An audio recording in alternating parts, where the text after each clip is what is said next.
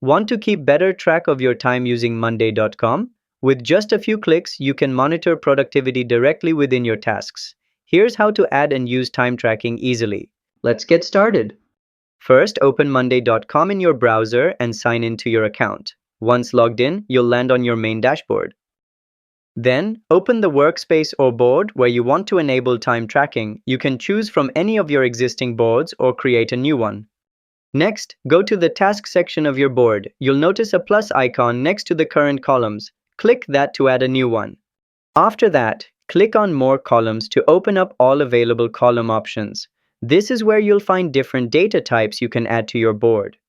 Finally, scroll down or use the search bar to find time tracking, then click it to add the feature to your board. Now, you can start and stop timers right inside your tasks. And that's how to use time tracking in Monday.com like a pro. If this helped you out, hit the like button and subscribe to How to Tutor for more smart workflow tips. See you next time!